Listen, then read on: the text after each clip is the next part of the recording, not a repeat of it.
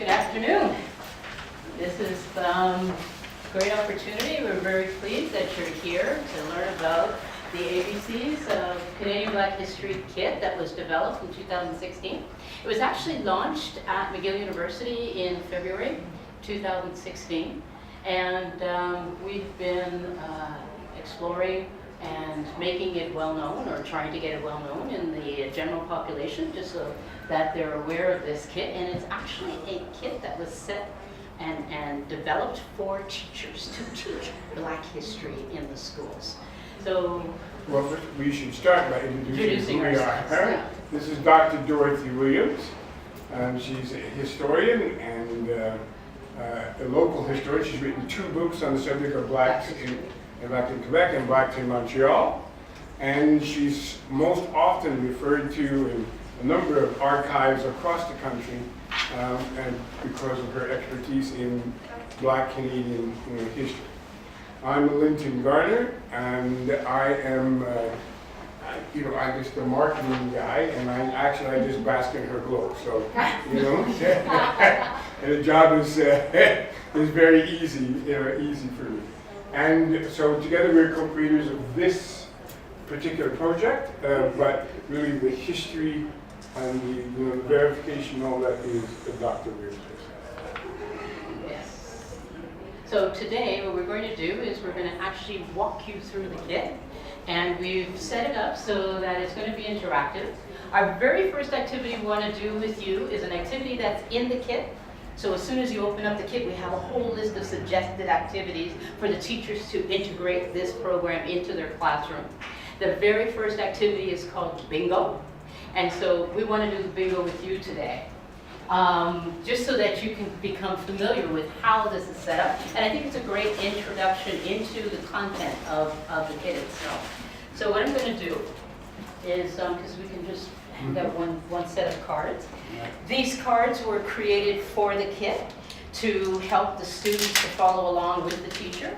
And so I was hoping we'd have at least, because it's based on the alphabet, that we'd have at least 26 people. Everybody would get a card, but I'm going to share multiple cards with people. Yeah. And Linton's going to be handing out the bingo sheets. Now the idea, obviously, behind this is not just only Black history. This is what we call the journey of discovery into Canadian history, because that's exactly what it is. It's Canadian history. It does have the element of the Black community, but you're going to find as we go through these, the places, people, and events. The people, places, and events that you're going to find familiar landmarks throughout Canadian history. And that's what the idea of these are all about. And it is a very simple way in which to be able to get kids from elementary school right through to university involved in the program, in learning and discovering Canadian history, and just what the contributions of the Black community were to that. And obviously, it's not only limited to 26 people, but this was places or events. This was a start in the process. And we have other volumes which are coming, which will deal with other people, other places, other events, and other subject matter. But right now we have sports, science, politics, human rights, geography, and one more always. Right? Yes, sports, the orange one. Military, yes. Military, right. Military, the green. So, and all of them are just examples and pieces taken out of history to show what we really don't know, what we haven't appreciated, what has been left out of the curriculums that you grew up with in your history curriculum. Now, when I was growing up, I didn't have any of this history. It wasn't until I finished my high school that I started to learn a little bit about when the Quebec Board of Black Educators set up DaCosta Hall, and we had a little bit of information on Black history back in 1970. But after that, there was a dearth of material in my university life and so on. There wasn't, and I did not catch up into Black history until I was in my 40s, early 50s in terms of Canadian Black history. And I thought it was a shame that happened to me and certainly my contemporaries. And I didn't want it to happen to my children. All right? The idea of doing this was to be able to create a place, a space for them, right, within the context of this country that they know of, Canada. Because we never grew up knowing that there were any Black scientists, right, any Black military heroes, any Black women who were more than domestics or, you know, and worked in people's houses. We didn't know about human rights struggles other than we knew, of course, we knew about slavery and so on, but that was always in the American context. What was the Canadian context? Where did that come from? And so these people, places, and events are just, we said, little moments in time, little pieces, little places where we figure there's some connective tissue that we can be able to connect you to what you know and understand as having been your Canadian history. So when we play the bingo now, you've had a chance to go through the cards and you know your characters. You get up and you can walk around and see who can get bingos based on the cards from other people. You're doing it basically the same way you would normally do it, where you're getting one line going across, diagonally, etc. Some of you may already have almost a bingo based on the number of cards that you had. You got one? Okay. But you look like you could probably get, you're looking for 3 more. And you're looking for, oh yeah, well you still have to.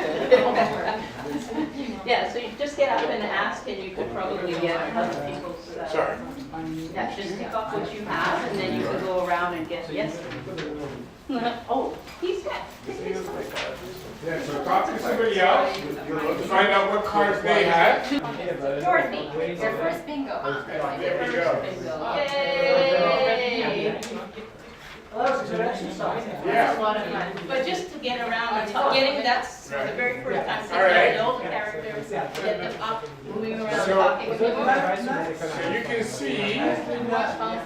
can see how this is an interactive, this is what they would call a kinetic activity, all right, for students. And it is also a great icebreaker. If you had 26 people in a room, you give one card each to each person and you give the bingo card, right? Then you force people to look around, find somebody who's got what you're looking for, get to know some people at the same time, and do the same thing, and learn a little something. And we always have found that the cards actually mesmerize people, because I've heard that name, that they flip it over, they're reading the story, like, oh, I didn't know that, or stuff like that. Or people say, I didn't know that, I should have known that, I'm a history major. Or, I have a friend, actually a guy who's here today, who is a guy who went to high school. He taught history for 30 years. And it's related to one of the characters. One of the characters' names is Mr. Mifflin Gibbs. And he was brought to British Columbia, or the territory of British Columbia at the time, which was under the government of a man by the name of James Douglas. Right. Well, he taught this guy for 30 years and never knew that James Douglas was black. Exactly. Right? And imagine this is a governor during the 1800s, early 1800s, who was appointed by the Queen, technically, to be the governor of the British territory. And he brought along Mr. Mifflin Gibbs because Mr. Mifflin Gibbs was an entrepreneur. And what he'd done was he went to the United States and brought back a number of black entrepreneurs to the British Columbia, but entrepreneurs in general, to populate the territory. Because there were quite a lot of resources in the forest industry, mining, and so on, that were readily available in the British territory at the time, but nobody was occupying the territory. So he had the idea of going to meet black entrepreneurs, business persons, because they had been being rejected and being not allowed to practice their industry, their commerce, whatever, in the United States because of all kinds of discriminatory rules. So he thought, well, let's give them a space here in Canada. And when he did that, Mr. Mifflin Gibbs started a mining company, built a railway, right? Developed retail stores upon which we actually use as a model for all of our retail stores. Actually, Mr. Eaton saw his model of the way that he built his retail stores, and Mr. Eaton of Eaton's, all right, who some of you may be too young to remember, Eaton's based their model of their store entirely on his business acumen and the way that he structured his retail businesses. He also was a gentleman that actually, what we know of Canada as today, would only look like, would not actually go west of Ontario, actually, because he went to a convention that was going to be talking about the British territories. We're talking about joining the United States. And Mr. Gibbs, having been from the United States, having experienced the experience of a black member of that state was discriminated against, didn't want to have America here. But he also said that you've got richness here that you should exploit for your own and not let others do so. And at the time, this was also around the time where the gold rush was happening. So he felt very strongly that it shouldn't become a part of the United States. And at a convention called the Yale Convention, where they were voting to join the United States, he was an uninvited speaker. He got up from the floor, spoke for 10 minutes, and convinced the whole convention not to join the United States. So Mr. Mifflin Gibbs, in effect, is one of the fathers of Confederation. Because some historians call him the father of Confederation. Because had that not happened, they truly believe that BC would have joined the United States, would have voted to join the United States and do that north-south connecting Alaska. Well, didn't have Alaska at the time, but connecting with California and Washington, which was just for many, many blacks that had come across the border totally, totally unacceptable. They wanted to be under the lion's paw. They wanted to be under the British protections. They did not want to go back to the United States rules of blacks in the back, at least legally. So you've all received the, where do you want? Here are the questions. You've all received a, because you picked one of those little slips, and every one of them is different. I'm hoping that there's a good representation with some of the reflections of the exercise we just did. And so would anybody like to talk and make a comment about what they received and how they could respond to that?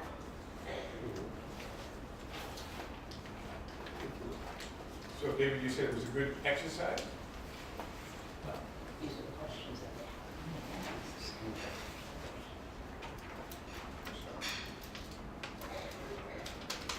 So can anybody sort of share something new that they learned today from another card? Anything that you didn't know? Mr. Williams. Yeah, well, I couldn't read all the cards. I would have liked to have read all of them. So I only read about 5 or 6. Mm-hmm. But there was Mr. McCoy who invented that drift cut. So and then they had the expression real McCoy. I really You didn't know? did not know that. Ah, It okay. came from... Well, the importance of that, if you remember, and he was an inventor. yes, he was an inventor, he was an engineer. Yeah. All right, and one of the things about train travel at the time was there was always an oilman on, as a part of the crew. You had your conductor, you had people that shuffled in the coal, but you had to have an oilman. And about every quarter of a mile or mile or so, the train had to stop, and the oilman would come out with his can and oil the engine. He would lubricate the engine. Now we know modern day engines, they're all self-lubricated. If we didn't have oil, we'd be still doing the same thing. Well, he invented that mechanism. Yeah. All right, and the automatic, what they call the cup drip cup, and engineers, the people who drove the trains, were so proud of being able to have that. They would say, "I've got the real McCoy," and that made a huge difference in terms of traveling, in terms of commerce, Right? Imagine not having to stop umpteen times from Montreal to Toronto or from wherever to bring goods, people, everything. It sped up time travel about 8 times, right? Which made travel by train and as well transport of goods and services by train much more commercially viable, and was one of the reasons why they continued to be able to try to connect the country, right, through rail. It became much faster and much cheaper to do. Next would be, which character would you like to know more about? Does anybody have Did anybody get that? somebody really, Got that was a somebody, little does anybody? Well, that interest? guy Ware, John Ware. Oh, John Ware, yes. who, like many in the 19th century, drifted up from the United States and became known as one of Alberta's greatest cowboys. But in a time when the population was not great there were certainly not a lot of blacks at all. And it ended up that his funeral in Calgary was one of the, if not largest funerals ever seen in the Yeah. city. For that population at that time, 10,000 people showed up. So that would be comparable to what happened in Montreal with Darcy McGee or George Tim Yes, Cushing, exactly. who were known because of their public profile in politics. Mhm. But this was a guy who obviously gained his notoriety through something that was his personality as well. And his His personal personality. dealings with people. Exactly, in interviews, And that's what I would like people, to know. people that started the Calgary Stampede in interviews admit that their conceptualization of the Stampede came from this black man. And he defined the Alberta cowboy. What is an Alberta cowboy? He taught so many of them the skills, the ranching skills that he had. And he was so huge, he was a big man. And he could do so much in the stadium or in the teaching them how to raise the cattle and that. And so they give him credit. He's considered one of the reasons or motivations for the Calgary Stampede to come Is together. there anything mark his memory? I'm sorry, yes, occasionally they do. I mean, but outside of Alberta, who knows about John Ware? And when you're talking about the Calgary Stampede, do anybody know that sort of the antecedents of that were sort of placed or laid by what this man's accomplishments over his lifetime in Alberta? Okay, I'll read it so that everybody knows what you're responding to. It says, these stories are about Canadian values and themes in our history. Geography, politics, migration, military history, well, that's all. It could be Alexander, I don't know. Labor experience, settlement and integration strategies, that's possibly Alexander. But it could, Canadian social environment, human rights, again, community service, discrimination, sense of belonging, citizenship, justice, under law, role models, perseverance, heroes, human. I don't know, the only character, the person that I had that would match most of those would be Lincoln Alexander, possibly all in certain aspects. But- Yeah. And I think the stories that I tried to put in there embodied some of those elements. So I really wanted the students on an individual basis, looking at the story, what is that story teaching us? What are we learning? What are the elements that the teachers can pull when they're dealing with issues of ethics, or they're dealing with community service or citizenship or whatever? So these stories can be pulled, because this is one of the issues in teaching that I used to hear, is they didn't have anything, they didn't have any resources. So you want to give them tools that they can then integrate almost seamlessly. Once the teachers get excited about this, I mean, you're excited about doing the bingo. Imagine having a room full of teachers who say, wow, I want to teach this in my class. And that's what you want them to do with history, something like Black history, right? If they can feel the passion and they can see that there's a value in sharing those stories about Lincoln Alexander and other heroes or role models, if you will, then it's much easier when they're talking about, say, Coureur de Bois, when you're talking about Bonga, right? All of a sudden, you can mention in the class, there was a black Coureur de Bois here. And then that becomes one of the lessons that they interject on their own. It's within the curriculum itself, and it's that kind of facility that this kit was at least trying to initiate. Just Yes. one comment. Make sure you tell your teachers not to do it strictly during Black History. No, that's why I said. But that's what I said. They wouldn't necessarily just be doing, say, talking about the Cote d'Ivoire at February. It No, would it- be I- more talking about- actually, it mustn't Exactly. be done in February. Exactly. It must be done at It all. mustn't be done in February. But you know, the more familiar you become with these stories and what they represent and the values that you're trying to extract from them, the easier it is for you to wear it all through the year, right? So that's going to take some time. You want to say something, Richard? Yeah, I just wanted to know, with the bingo game, would you empower the teacher with a booklet that would give more information than what you have on the card, Well, so that the teacher can elaborate? We're Yeah, about to please show you and prepare. break it down exactly yeah, so that yeah. it's This is just an introductory, this is an Yeah. introductory to it, so, because most people have a very cursory knowledge of history, right? You know, maybe we know our little things and we, you know, this is meant for the classroom, and how we put it together is in this way, so that when we have a teacher's text, all right? So that when you open it up to any letter, you have a complete lesson plan. So, as Dorothy was talking about Mr. Bunga, all right, the Bunga family, there are actually 4 Coureurs de Bois who were amongst the Bunga family. All right, they were educated in Montreal. They spoke French, English, and Mi'kmaq or Ojibwe at the time. All right, they were very well known as a family. All right, they were very strong, particularly George, the one you see here, who did portages with 750 pounds on his back. All right, he was so trusted. All right, that he was actually sometimes sent to find fugitives and bring them back.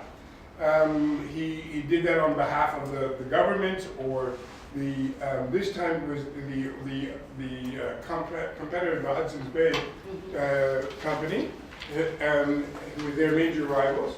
And he actually even as well became who was known as the first citizen of Minnesota.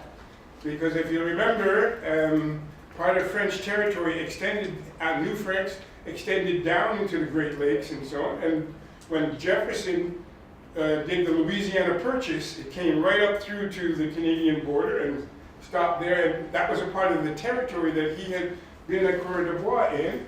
And when that was done, it became Minnesota. And he was one of the first people that was established as a citizen of Minnesota.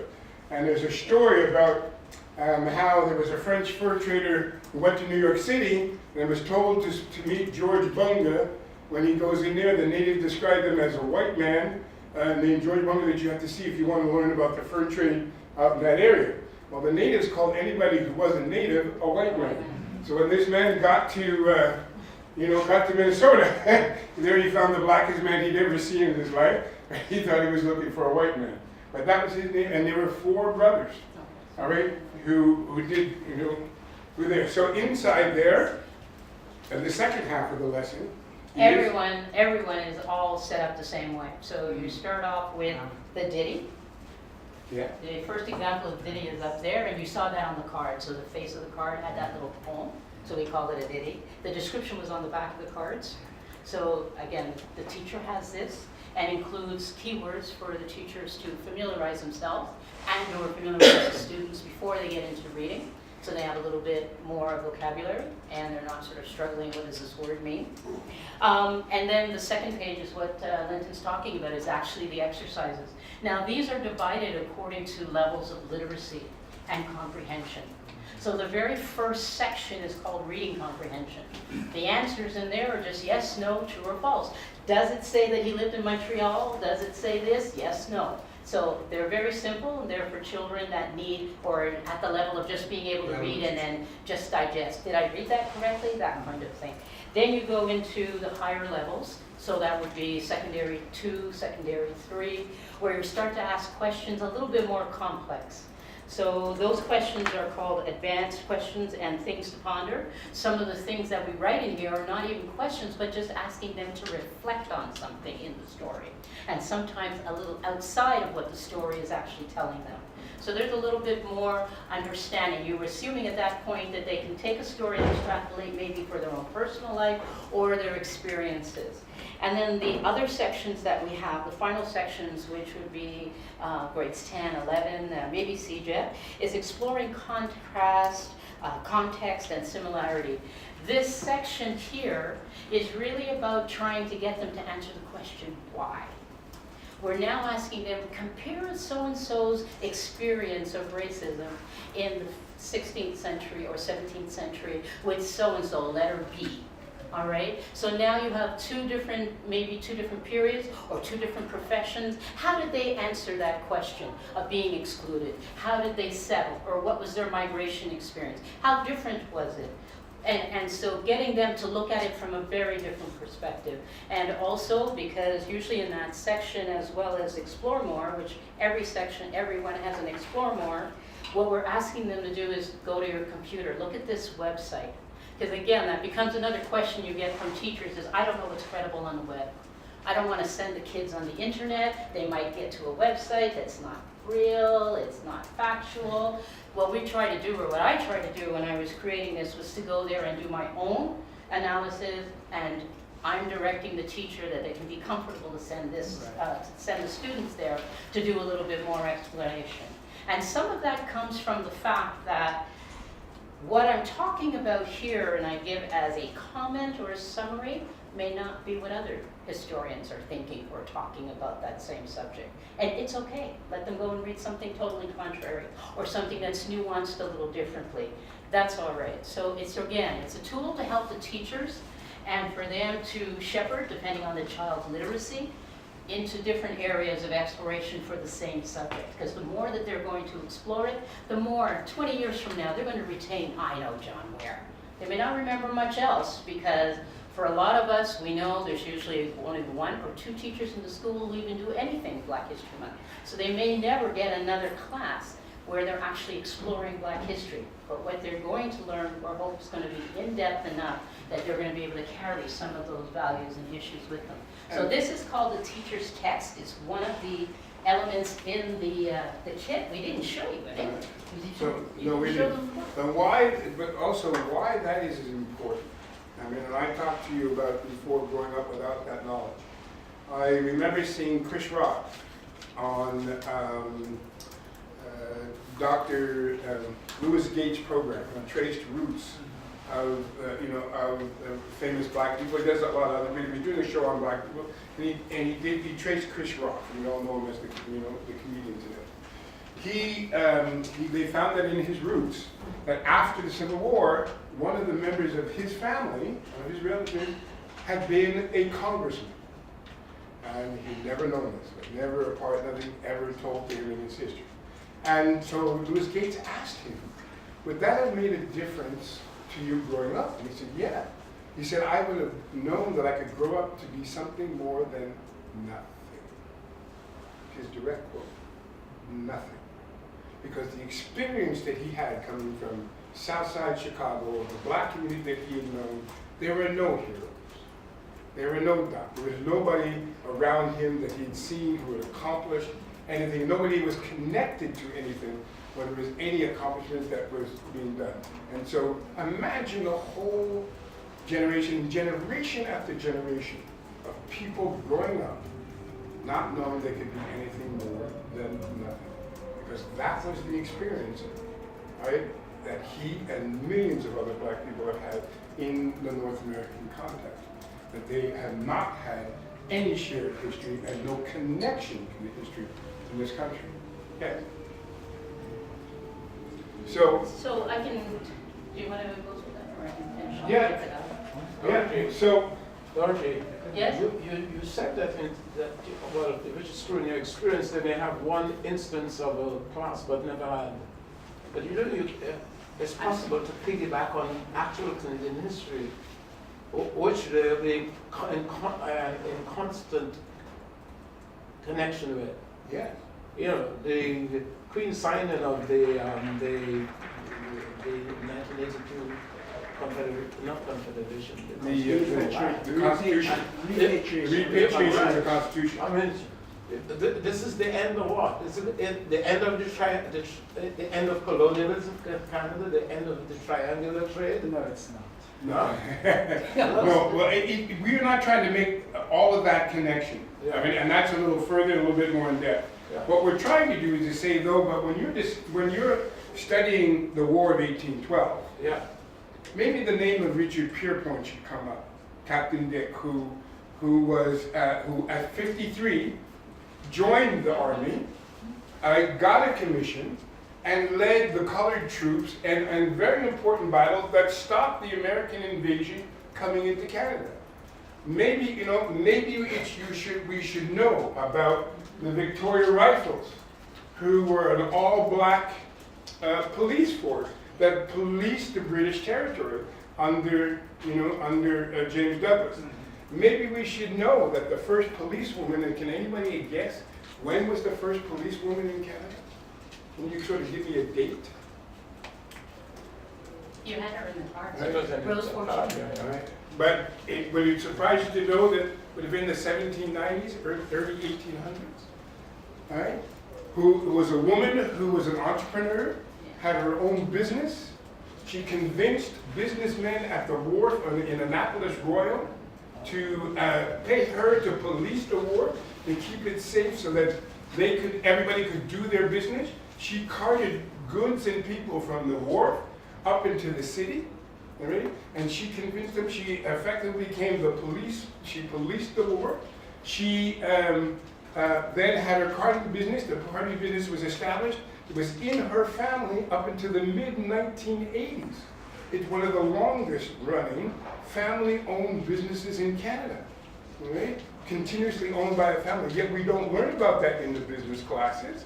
We don't learn about that in either women's studies, that she was both either a policewoman or a business person. And then we also don't learn that one of her descendants eventually became the first black woman mayor of a major urban city in North America. Right? Those things are, and when she became mayor of Annapolis Royal, the same town where she first started.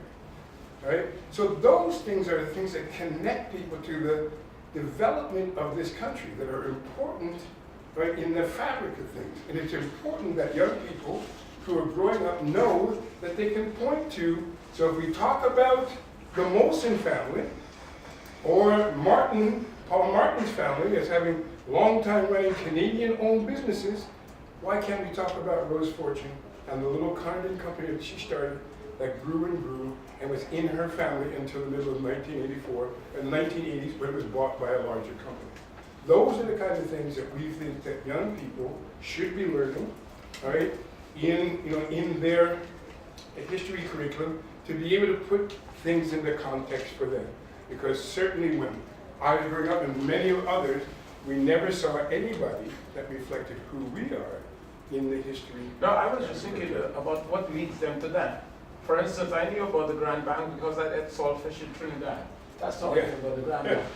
So, Yeah. So what led me to think about the Grand Bank then?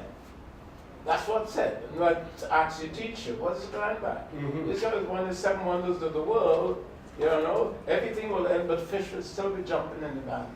I remember the 7-year-old in Trinidad. So what? You need to get something that leads to the situation, as opposed to try to go and see, let me see if I can find a needle in a haystack. Yeah, but no, well, Yeah. it's not so. It's not so. This image that she has right here, of Melville Deport, all right, a scientist. You're talking about science. Why can't you bring up Melville Deport? I mean, he was a gentleman. And that is one of the challenges that we have, right? Is that when I used to go into the schools, the elementary schools or high schools to teach, particularly elementary schools, because it was that experience that generated my impetus, the impetus to do this. It was going in there and talking to grade 4 students, grade 5 students, and the teachers were like so excited, right? It's like, oh, look at the essays that they have, look what they've done, the research they did. And so you see little 5 sentences on Michael Jordan or Desmond Tutu or Mandela or whatever, Oprah Winfrey, whatever. And I turn to the teacher and all, so where are the Canadians? And they'd be looking like, So their ignorance was just as formed as the students. And I did not in any way at that time say the students were at fault. They were not being directed. The issue was the teachers needed to be educated because they had grown up misinformed just like everybody else and had no conceptualization, no understanding of the Black presence in this country or its impact, whether regionally, locally, nationally, right? So when I started this originally, it was, how do I get that teacher engaged, right? Because once they know, then those that are curious, I'm not saying all teachers are curious, I've taught at McGill School of Education, but once they get, they feel it, and it becomes part of their awareness, whether they're going to share it with others at wine and cheese or dinner at the table, the dining room table or whatever, but now they have an opportunity in which to figure out how they're going to integrate it, you know. So this is where that thinking is coming from. It's not, because we're not in the curriculum, right? We're even this new change that they have, the new curriculum, as I said when I was doing the conference, we were not in the previous one, we're definitely not in this one, right? So this has to be almost on, say, classroom by classroom basis until it becomes integrated. You wanted to ask me something? Well, is this given outside of Quebec? Actually, we've sold, Yeah, we've sold a couple in Ontario. We started out with the Ottawa Carleton School Board. This month in November, I'm going to Toronto at the Association of Canadian Studies conference. That they're having a conference for Ontario teachers. right. And yeah, so that's right. we are going to be there, and we're going to be able to expose this to them as well. Because yes, it is. It's Canadian history. It's not just, you know, it's And not has just local. anybody outside of Quebec developed something No. comparably I national? haven't Not- seen anything. Not that we've seen. Not that we've seen. Not for schools, and I know that now there's an activity book that's been developed for kids to play with, but again, this is for the teachers. This is really to try to change that pedagogical mindset.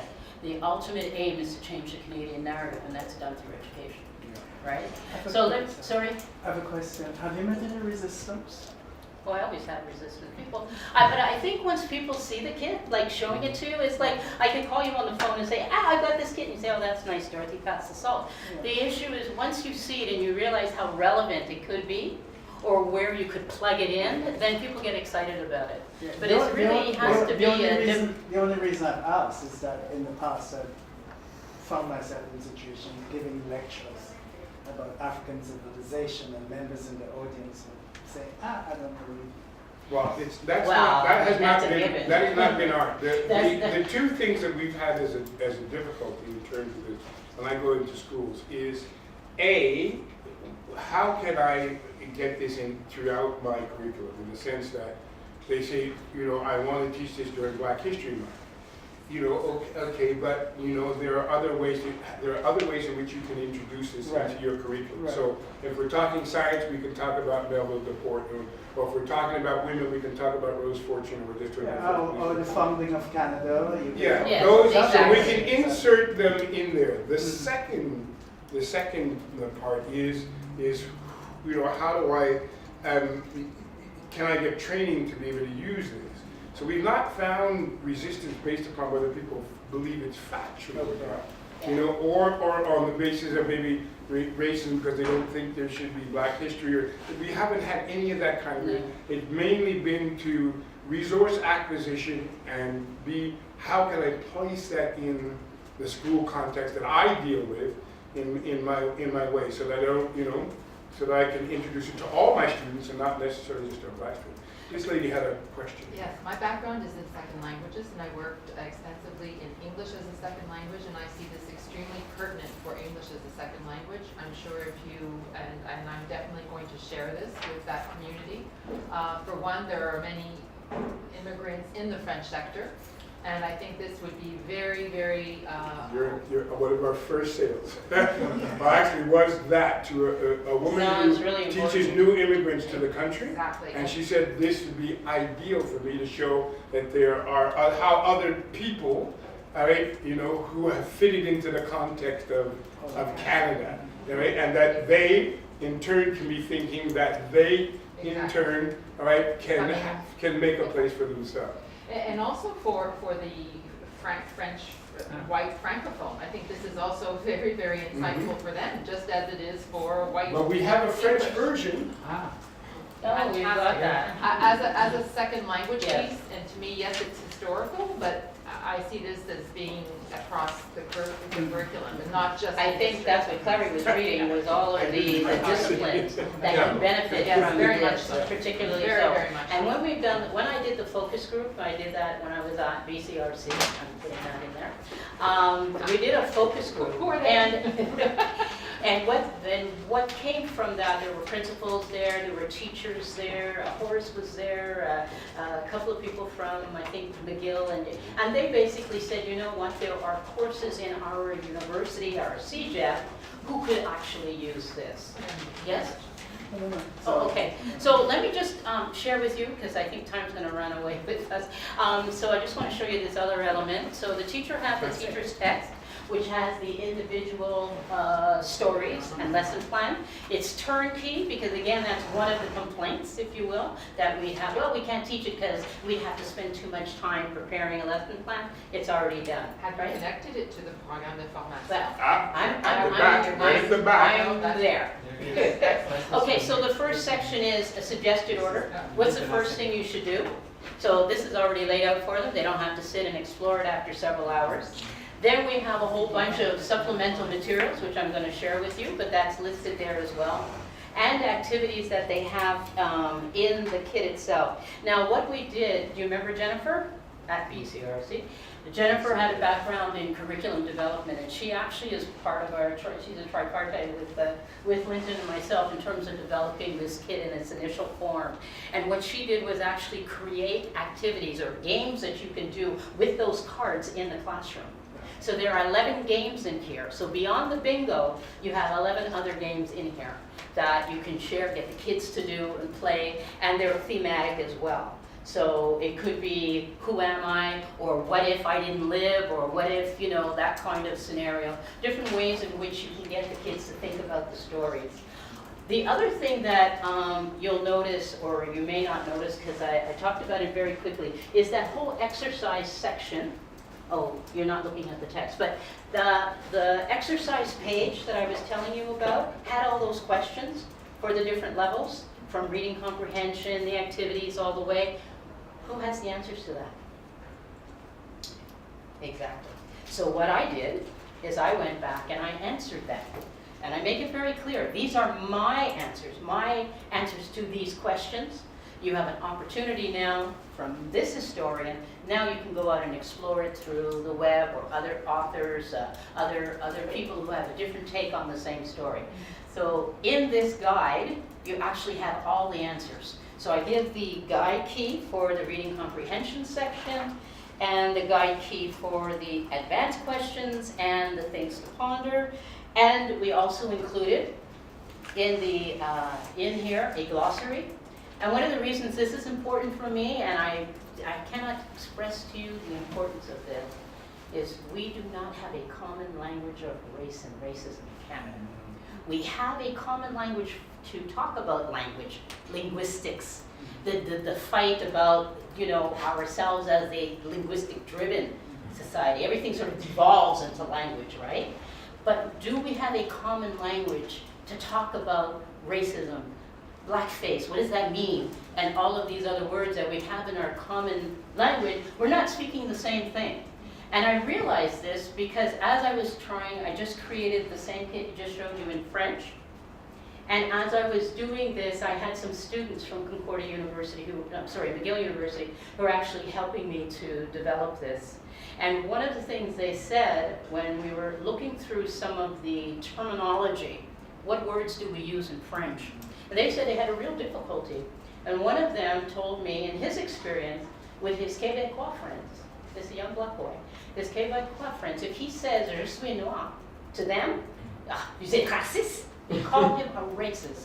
There is no common language. It makes it very difficult to have a discussion about what is seen as racist, what is offensive, what is a stereotype, right? Because we might be using the same words, but they're nuanced very differently in both languages.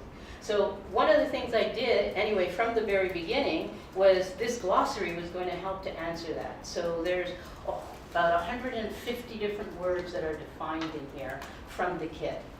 And I'd say, what, 90% of them are from the actual text, and the rest are in discussions that I had with the teacher.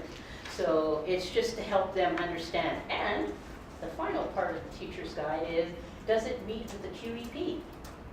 The formation. That's essential. Exactly. Here it is. So this is a way for the teachers to look at what are the objectives that you have per cycle, because that's what the government calls it. And does this kit meet that objective, and at what level? Essential. So what I was trying to do over and over again was to answer the questions or the reticence of the teacher. Objection. Well, I can't teach it because of, oh, well, no, actually it's, well, we can't do it because of, you know. And so that was the rationale. So another tool that teachers use to help tell stories, you have their ABCs, A, B, C, D. Here's an opportunity for the teachers to teach it chronologically. So there's a poster that comes with the kit. You put it on your wall, and now you have the characters, but now it's arrayed in a way that helps them to see who the contemporaries were of certain characters. And it will allow the teacher also, when they're doing their lesson plans, to maybe want to group 3 or 4 of them together of the same time period. Or they may deliberately want to do the contrast of, you know, generations or epochs, if you will, in Canadian history. But the timeline that we have is divided, or it's highlighted by periods, like the Plains of Abraham, the Jesuits arrive in New France, Confederation, World War I, World War II. So there's a little bit, there's much more contextualization, temporal contextualization, that the teachers can then play with, and it makes it easier at a glance for them. So, I'm sorry? Is that your mind map? No. No, we can't get anybody to do the mind map next time. I'm We're gonna working try. on it. I really want to get a student to do that. But anyway, that's a whole other thing. We've had, when the federal government said that they would accept the Black History Month, which was 1972, right? I guarantee you 99% of the Canadians don't know any whiz about Black history any more than they did in 1972. We spend a lot of time in Black History Month celebrating, which is wonderful. We celebrate our contributions, but we don't learn history.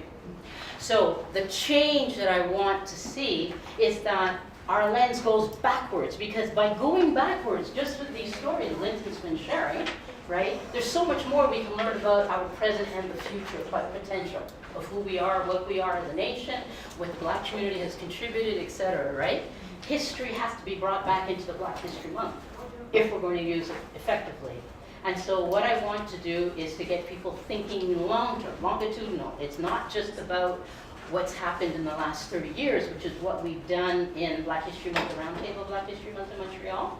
So every year we celebrate our youth, and we celebrate up-and-coming entrepreneurs and people doing great things in the community today. That's fine, but that's not history, right? So I make that distinction, and maybe that's wrong, I don't know, but I really do want people not to lose sight of the fact that our history goes back 400 years plus. Yeah? Or is it a bit easier to teach about Black history in English school system, because we know that in French school system there's nothing. There's nothing in English either, my friend. I was hoping. No. All right. No, you get, as I said, you get the occasional teacher, maybe one teacher, two teacher in the school that will make an effort. Their classroom will reflect a particular holiday or reflect Black history interest. They're the ones the other teachers lead to do these auditorium activity, et cetera, in Black History Month. It's not in our curriculum any more than it is in yours. I mean, Mouse controls both English and French. So you get some schools where are very, very, it's very much part of who they are, and other schools totally ignore. Yeah? Your ABC, where you break it down into Oh, this is the French. into chronologies. Yes, this is the French kit. That's very interesting, because you can take what. Look, we live in a society where what is history is the events that are important to the mainstream or dominant class. But those are events nevertheless. It's not, nothing else happened to anybody in between, right? Exactly. As a result of anybody didn't cause anything to happen. But So I instead explain of that. saying Melville popped up in between, you know, how did Melville come here? How did he manage to pop Exactly. out? What did right in between that period, and how did it affect that? That's why I was simply saying. So you have the the signing of the Constitution. Yeah, but what does it mean? Well, it may not mean the same thing to everybody, but to me, it's supposed to mean the end of Canada's dependency on Britain, but that also means it should be the end of the triangular trade, which takes it back to what is the triangular trade. But I think had I And started, and that brings it back to me. I'm interested in that because it has meaning for me. I understand, but I think had I started off with the premise or the idea Yeah. that I was writing to people at university or CJET level, Yeah. I think the analysis and the structure, the threads that I would have put in here, been very different. I literally started from those grade 4 students, and that's why I set up the ditties immediately. I wanted them, even if they didn't read it, they have them in on it, some that they could play or play with, Right, yeah. right? And this is how this whole adventure began. Pedagogically, Was I was talking to them, right? So pedagogically, your son, Okay. right on. All right, so this is another tool that the teachers can have. It could be for individual use. It's called word search, and the words are all the titles, the names of the characters and the events that took place. We also have in French, they call them the matchups, and so we have 2 that really stress the idea they were earning a living, making a mark, who were they, making the match, and here where they lived. Highlighting the idea that they didn't just all live in Little Burgundy, but they lived all through the country, right? And it allows the teachers to, if they've used enough, played it with enough characters, to be able to have the students play with or understand the locations. Then I created what I call adjectives, and this is really about combating stereotypes. Right? Because whatever you may think of them, there's a whole rich vocabulary to describe John Ware, or to describe Bonga, or to describe Duport, or to describe any of these other characters, right? And so here we have a list of words for the students to be able to, the learners to be able to go write essays or sentences, depending on what their level are at, and for them to really get into the character a little bit more. They can do it contrast by using the antonym, or by talking about who they were in a positive sense. So I also, in the final, looking at the Common Core and the elements of literacy, I created a crossword puzzle for level 1, which just takes the vocabulary from there, the simple words that you would expect to learn before grade 8, approximately. I did the same thing for level 1 and level 2. So level 2 is for the upper grades, where there's more of a challenge. But the pièce de résistance for me was creating something most people don't think about. A crossword puzzle on the general theme of the kit.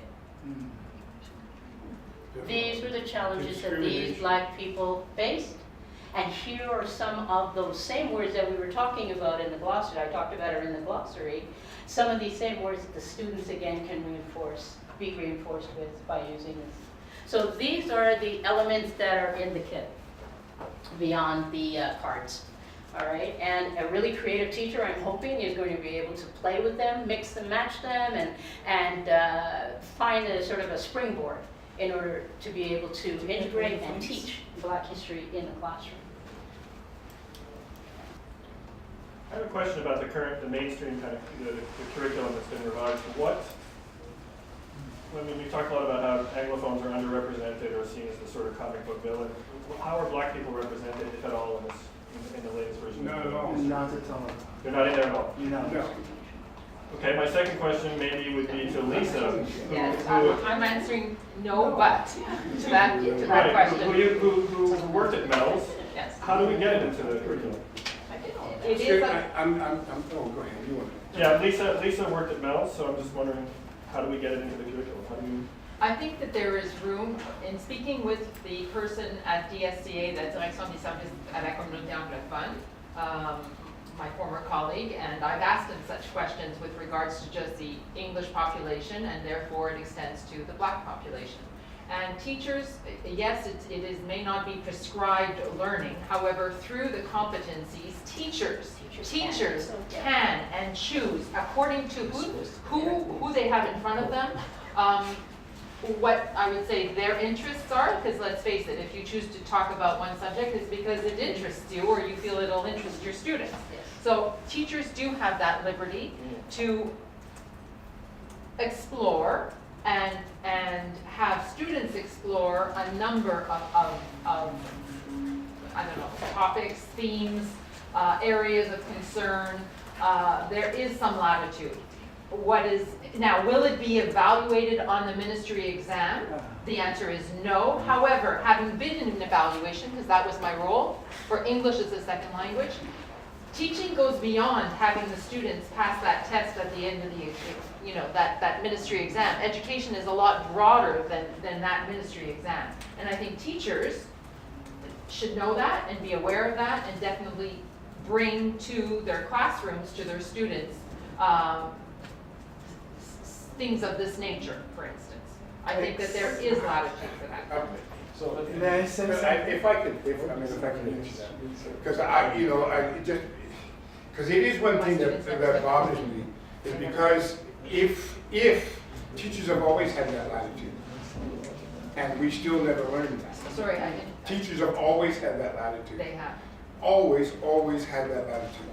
There hasn't been that interference in the classroom to say that you cannot take something on a tangent and journey, but they don't go there. So that's one thing. Number two, so it's like it's like saying that we will eliminate sort of like say slavery, but will depend upon the benevolence of the plantation owner to apply it or not apply it, whatever they want. It's that way. It's when we leave it to the individual teacher. It has to be institutional because these are facts. So in the event, there is a historical event that happened that Marie-Angelique burned down half of Montreal. Well, half of Montreal burnt, right? So who was the person that was said to be responsible? Was Marie-Angelique. And why? Who was Marie-Angelique? All right, she was a slave or a servant or a bonded person, all right, because she was black. Well, were there other people like that in the society? Oh yes, there were other people in there like that at the same time and so on. But we never get to that discussion. We get to that little event with Marie-Angelique, and we don't get an explanation of how slavery was in Quebec and what it meant, and that was a part of the institution of the society at the time, and it was accepted that way. So we don't get an understanding by just having that. So when we avoid, all right, or we make history curriculum devoid of that, then we need to take out that event. You know what I mean? We need to take out that event that half of Montreal burned, but that's significant in the history of the city because it changed the city a lot. The other thing is like when we see they're talking about the foundings of Quebec and so on, and they don't talk about the English-speaking community, for instance. When we look at the map of Montreal, or the flag of Montreal, what do we see? There are 5 symbols on that flag. There's the fleur-de-lis, there's the Scottish thistle, there's the lion's paw, there is the shamrock, the Irish shamrock, and just recently added a symbol of the that means that people were here, all these people had something to do with the founding of Montreal. All right, and meaning that they also had to do with the founding of Quebec, all right, because it was one of the first major cities that was created. If we don't have that recognition, so we need to talk about who were these people that founded Montreal. Was it just an individual? No, these were communities that were here, and they had a part in it. And at that time, it was felt was necessary to include them all because they were important to the history of this province and the history of the development of the city. That's the context that we want to have those things, put in. That's why you want to have somebody like, Marie-Angelique noted, right? Because of what happened to the city and because of that, or because of other people, Mifflin Gibbs, because what our country would look like would now be Ontario and east, all right? It wouldn't, the rest would be the United States, maybe. You know, these things had a historical impact on the country, not just, they were just an event that happened in isolation. So that's why you want to have these things institutionalized into the curriculum, so that there is a note of them, and so they see all of these things impacted on the development of the city, the province, the country. And that's what we want to have, and that's why we have history. All right? We note those individuals, those events, those places that had some significance in formulating what we understand to be today to be Canada. That's what's supposed to be in that history. All right? And we need to now understand, in the last 2 or 3 years, we just first started being able to say, we recognize that we are on unceded territory of the, of the Native community. People start to address that. They didn't address that in one day. Nobody's talked about that. They've come to a realization that we are here because there were civilizations here before it. That impacted on the development of this country. And so that's why it needs to be in the framework of the curriculum and not just left to the benevolency or the interest of a teacher. Now, granted, teachers can do that, and it can be interesting. When I first went to New Frontier School Board, I met with one of the history teachers. She became a history teacher because when she was in grade 4, her teacher, she's a white woman, her teacher for Black History Month made her whole class eat what slaves ate during that time. So she said she will never forget. She will never forget in her life, all right, what happened. Now that's a gifted teacher who brought a real lesson to her. But she said, imagine trying to survive, doing work in the field. Well, I mean, I could actually tell you in some of that, all the bad meat in their wives. All right, we got all the salty food. It's still in our diet today. All the fat, all the things that we have high blood pressure for, diabetes for, all that stuff in our community. All that's the stuff that we have. All the leftovers, all the stuff that was not fit for the big house. That's what we survived on. I asked that question quite seriously because I've read a history of food and cuisine in Quebec. Mm-hmm. And it wasn't until the conquest that potatoes were incorporated into the diet of First Canadians. It was fed to pigs. Before that, yeah. And the potato-like food was the Jerusalem artichoke. In French, there you go. So I wondered whether potatoes would have been the source of the diet. I don't know. Sweet potatoes. Sweet potatoes, maybe. Grown by the slaves certainly in the United States. In the South, yes, those who would have their gardens, but that was more or less a luxury, something added of their own. The benevolency of their slave owner. Yeah. I mean, all of that, just to say, is, we can't let history be in the hands of individuals to a certain degree. Exactly. Right? It has to be, generated and by the state to say, this is who we are as a people. All of this has made us up today. All right? And we've been recognizing the need for inclusiveness. All right? And that means the story of other people, the story of women. History has always been his story. What about her story? So we've started to introduce those into our curriculums, right? But we haven't gotten there yet, and that's why when we saw that there was going to be a reform, and we thought that people were going to take into account today's sensitivities and the changing population of Quebec, we thought that somehow there would be some addressing of that new reality, right? It has escaped them. And I don't know where they live, but they need to come here. I just want to say, and maybe to respond to the kinds of concerns that you're talking about in terms of the French, is one of the pushbacks, if you will, that I do get on occasion is this concept that, slavery wasn't important here in Quebec. It wasn't important to Quebec society. And certainly the work that Marcel Trudel put together sort of belies that fact, right? But there are other more salient points, I think, that really have not been made clear, because in Quebec society, in Quebec in general, whether it's English universities or French, we don't have a department of African Canadian studies like you do in the United States, where you have African American studies, and you don't have scholars looking at these things. So sort of these facts just kind of hang out in the air, and they're not really, those kind of linkages that you're talking about, Clary, aren't easily put together by the average person, because we don't have people that are looking at it from a scholarly lens and then drumming it down into sort of more common language that it becomes part of our parlance. And I'll give you a for instance.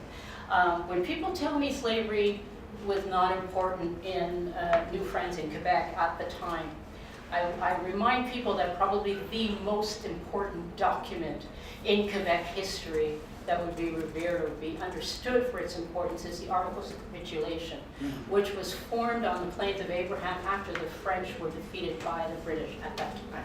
And that document then went to France, and it went to England. It was signed by both kings, and then it came back to Quebec 3 years later. That was an important document of surrender of the French to the British. I'm talking in a military fact, right? Most people don't know that Article 14 on the Plains of Abraham was to give the French the right to keep their slaves. And so that key point, if you're talking about Confederation, not Confederation, if you're talking about that period of the conquest, well, was it important enough that after a battle, after a defeat, these people are now struggling, not just say, yes, we want to keep our schools, yes, we want to keep our language, or whatever the issues that came forth on the battlefield, but they wanted the right to keep their property, and that property included their slaves, and that's actually mentioned. It came back as Article 47, by the way. So, what people may assume now, because we're always talking in numbers, right? Everything is relative. So we didn't have the same population as we did in New England, right? We were dwarfed by the colonies to the south. It didn't make what was going on in Quebec any less relevant for the population that was here. We had a labor shortage. We had to do something to address the fact that they wanted to supplant the First Nations, take over property which was not ceded to them. The only way they could do that was by peopling it. So there were a number of strategies to do. And one of those strategies was slavery. Whether the king, Louis XIV, said, no, I don't want any slaves, or I don't want a slave trade because I want to keep the slaves that we do have, and nothing active. It didn't mean that the French colonists didn't pursue that, and they pursued it enough that it was part of their social system. Jean Tourneau wrote an ask I'm for sorry? mission. Jean Tourneau wrote an ask for mission to bring slavery because he couldn't compete with the Yes, they couldn't British, compete. They had a triangulated massive system. labor shortage all the time, right? And so they saw the thriving colonies to the south and said, we want to do the same thing. They're doing it on the backs of black African labor. We want to do it here in Quebec, and they were told no. So, but yet, you know, we have to think about what is important in a context of that time. And then what does that mean today? Because the reality is, blacks were a part of the social system. I know that is kind of hard for people to wrap their head around, because when you talk about New France, I don't, except for Trudel's work and a couple of other scholars, I don't know anybody that factors in that slave class or the fact that there were free blacks living in the colony at the time. So we do need But it to goes have further that kind than of scholarship It to does kind not of recognize the fact that foreign affairs really included the British metropolis and its colonies, which formed one system. And that's where your foreign trades involved movements of large amounts of slaves into the Western moved in north and south as they expanded the land. It had a major effect on how lands were well, the French made up distributed. for it by using the pani, Yeah. right? I mean, Yes, you want to say something? Yeah, so I didn't want to interrupt anything, but I see a major need in teacher training, because if I go back to the first comments, if we leave it to the goodwill of individual teachers, if we know that most teachers are white and they don't know anything about it, as I am myself, I'm very not well educated about Black history at all. And I'm at university, I have a PhD, not in this topic, but I mean, I'm a highly educated person, I have no idea, very little idea of that story. So how am I expecting elementary school teacher to take on this without those kind of tools? This tool it's incredible because they don't know, so they don't feel confident, they don't feel the value of it most of the time. And there's also another issue, especially with what happens in the media in the past few months, is can I talk about it if I'm not What is the language? Yes, I agree. I totally agree with you. There's so much needed, and I was leading to a question for you actually, like, how do you train teachers or what teacher, future teachers to do this? It's interesting that debate is going on right now. Philip Howard over at McGill University, he's in the Faculty of Education, has come together with a few other teachers at the Faculty of Education here at University of McGill to look at how they can put, because they don't have a diversity course in their program. So you could graduate, come from Trois-Rivières or whatever, come to McGill to get your teaching education and still never get a class on diversity that you're going to walk into a class, maybe 50% of your children don't look like you. How do you deal with that kind of diversity if you have never been schooled in it, right? And what does that mean? And how does it reflect what you're going to teach, the way you're going to teach, the other options that you're going to present to the class?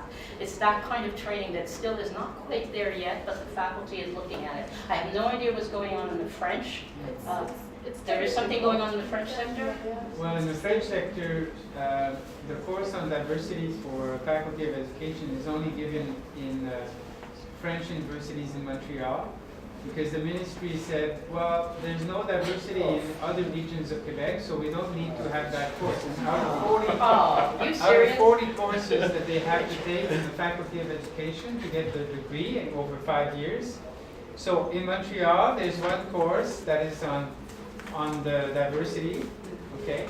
So that's 1 out of 39. And then elsewhere in Quebec, and all the other universities, there's none, because the ministry just says, well, there's no diversity out there, so we don't need the course.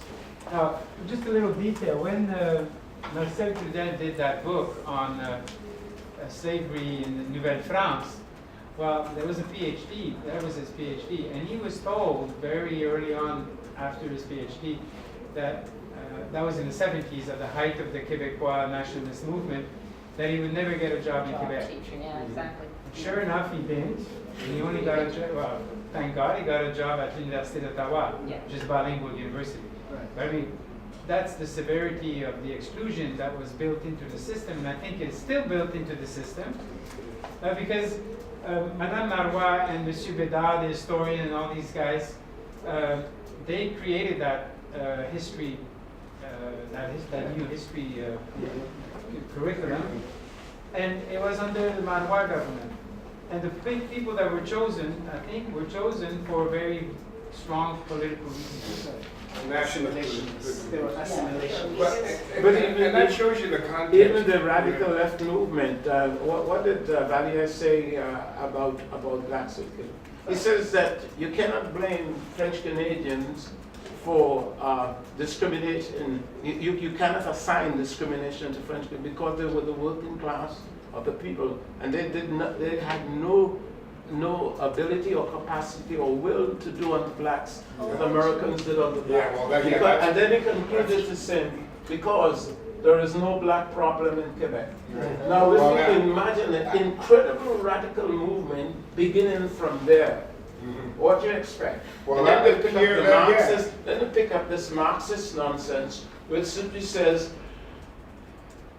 you were called black fly whites in order to discriminate against. So therefore, you do not accept that label. You are not black. You are just a person, right? And so a whole lot of Marxists, left-wing blacks go about saying, I am a person. I am not black. So it's like an erosion of stupidity on all sides. They were speaking out of two sides of their face here, because Pierre Valliere's book, The Negre Blanc de l'Amérique du Nord, all right, was equating the discrimination the Francophones in Quebec felt to what had happened historically to blacks in North America. one of those reasons why we're saying we could not be discriminating against other people because we were discriminated against ourselves. Yeah. But, you know, one No, of the... but if he had said and stopped there, it finally says, there is no black problem. I understand. But in the general sense, what we're talking about is saying how can we be an oppressor when we ourselves are oppressed, right? So there was that context. But the majority, you know, the tyranny of the majority, right? You know, is always at, you know, is always at the ready. And, you know, any other community, I mean, when we look at even the census, when we were coming into the schools, and I actually was another thing I wanted to correct our guest on this, who spoke to us, Mr. Tibet, when he was talking about this new diversity. Well, it's only new to the French. All right, it's not new. All right, because when I went to school, I went with Jews, with Greeks, with Italians, East Indians, West Indians. All right, every group that there was, Chinese, didn't matter. They were all in the Protestant, and then what was called the Protestant School Board. I'm talking 1964.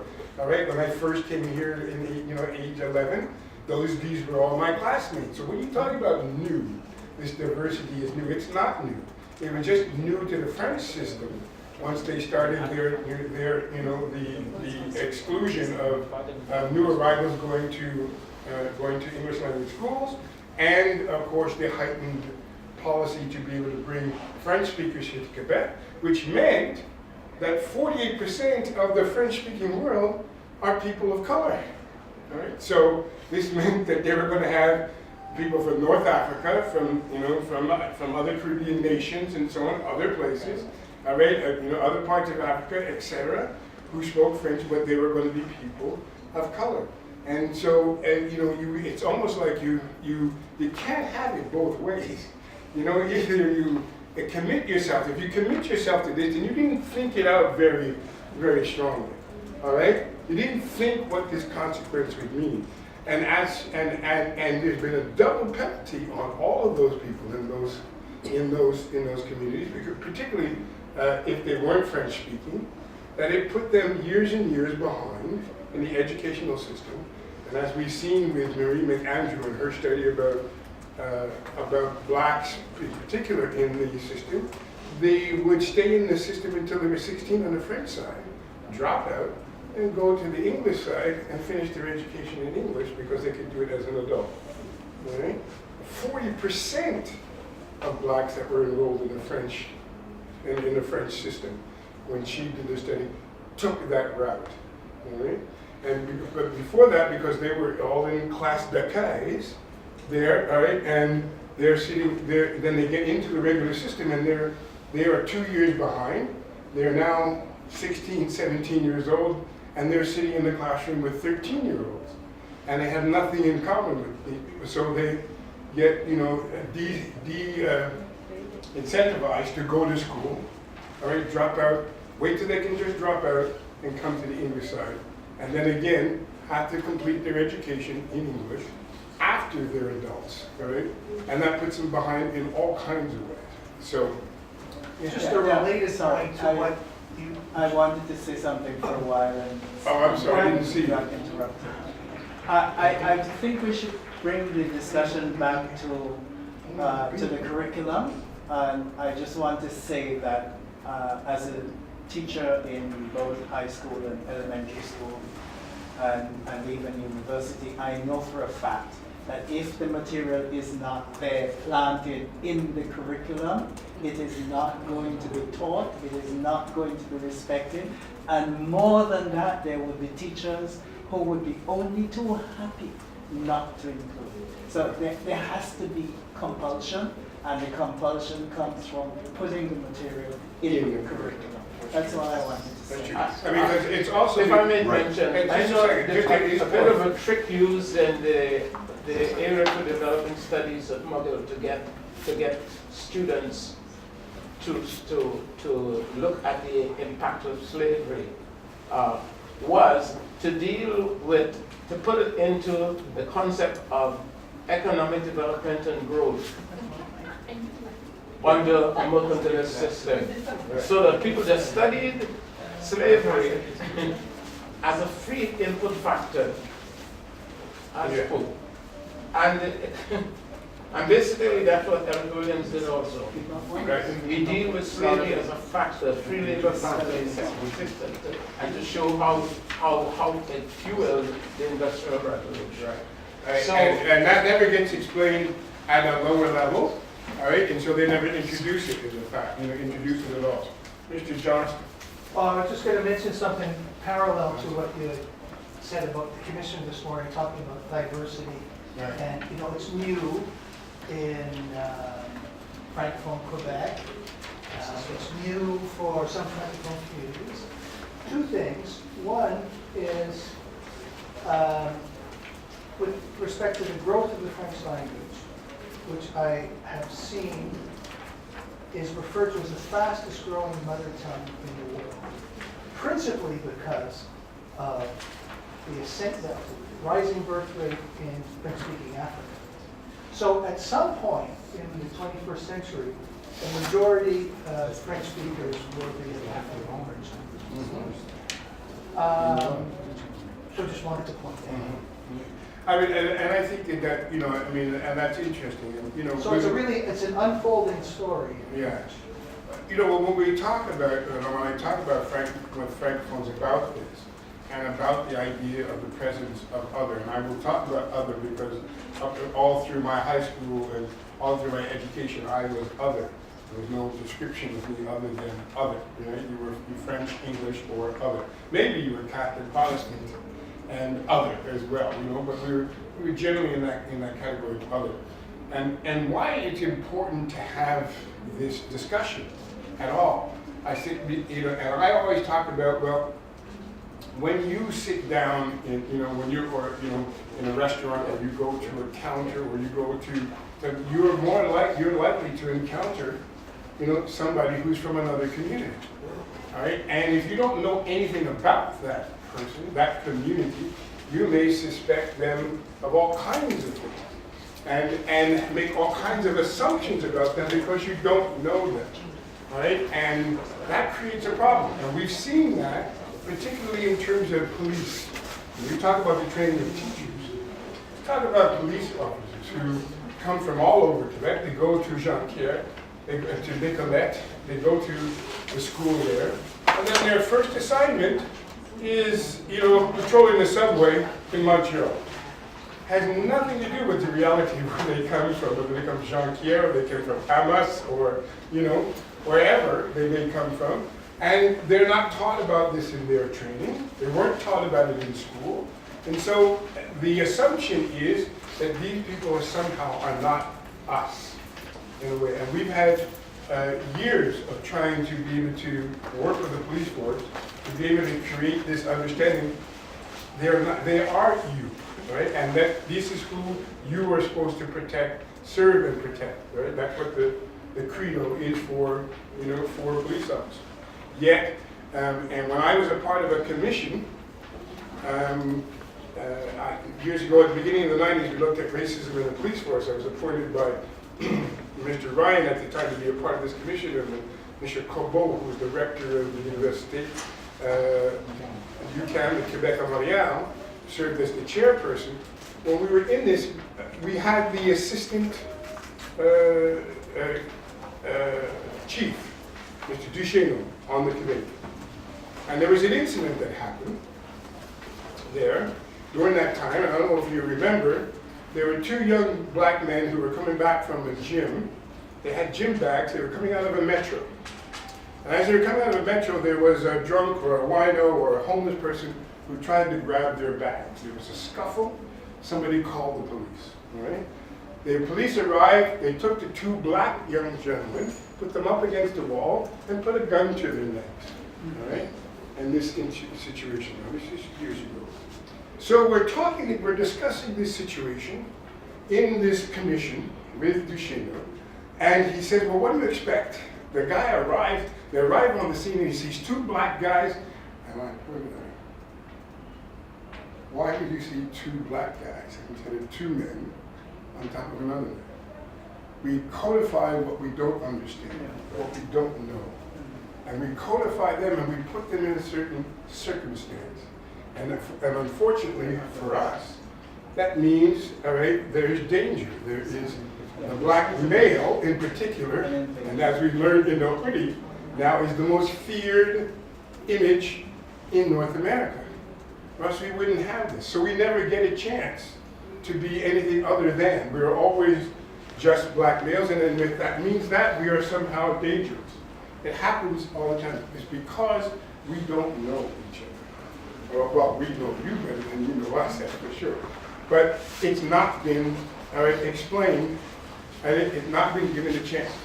So when we talked about to them too about how they do the policing, they said there were certain communities that they're sort of heightened awareness.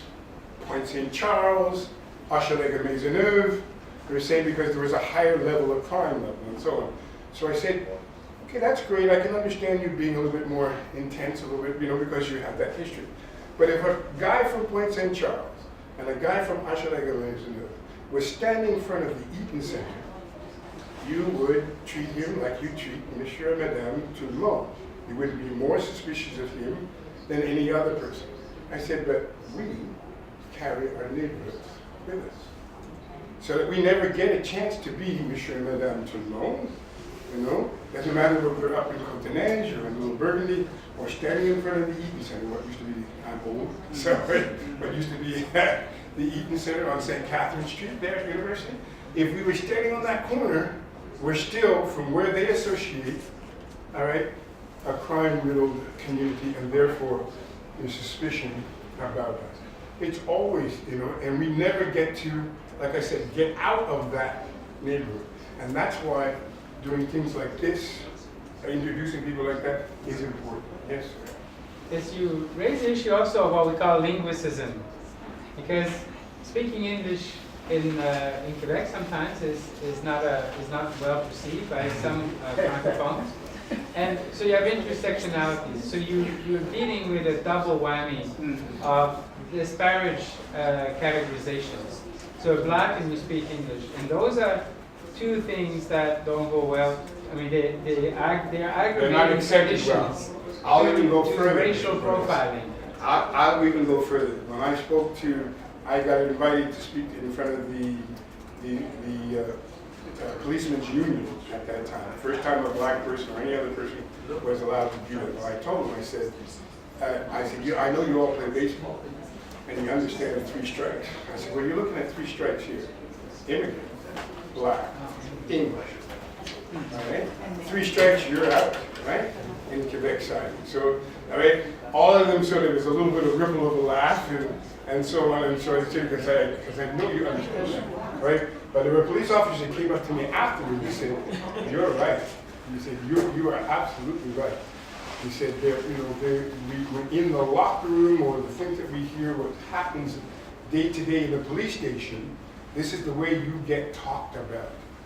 All right? You know what I mean? You get talked about that. And besides, you don't want to learn French. I was speaking to them in French. You don't want to learn French. So these are the kinds of issues. And I said, what about French people? Oh well, but they're immigrants. So we never. So that's why this kind of situation, this kind of material, is integrally important to our education system. That it teaches people that we have had a shared experience, a common experience, and that we're not different. And I often talked about when we talk about integration, and I used an old example of I said, imagine 2 fathers working together in a factory, and they're side by side, one English, one French, one black and white, whatever like that, and they all discover that they got 14-year-old daughters, all right, who act like they're going on 30. All right, who all want to have a belly button staple or something like that, All of a sudden they find out that they're not too different from each other, that they all are both concerned about this, they don't like this, and then you begin to have a shared and a common experience. But if we don't get that opportunity to have that shared experience, then we don't, all right, nobody learns anything. And so when we have a Quebec public service with less than 1% English speaking, right? Then of course people don't understand who the English speaking community is, where they are, what they do, and what their aspirations are. right? So when functionaries are planning health services, educational services, any other kind of government services, we are an afterthought. We are not there in the principal thinking of what is the delivery of service to a community and what it entails as part of their responsibilities. So I think the challenge then is we have this kit. It's the first. It is an attempt to try to make a difference in a classroom, one classroom at a time, one school at a time, and to try to help the teachers to do their own job, right? Which is to tell many stories, to tell a broad perspective within Canada. And what I'm hoping is that we're going to, with enough sessions like this, get the word out to those teachers that are interested in incorporating this material in the classroom, for them to see this toolkit as an important resource that they can use in the classroom. So I'm really pleased, I'm proud today to have shared this with you and for you to really get a sense of what the potential of this kit is all about.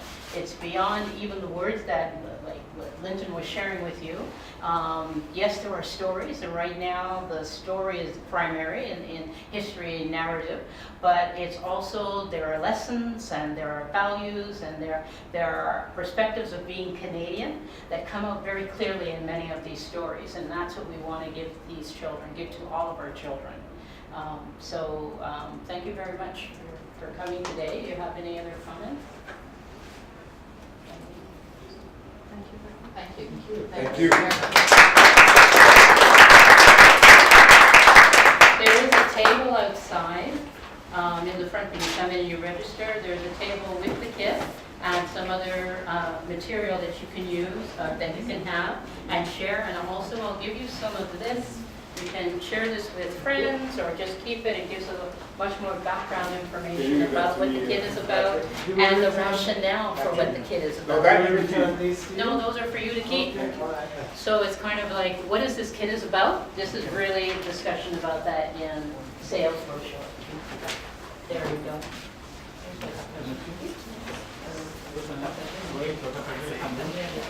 go.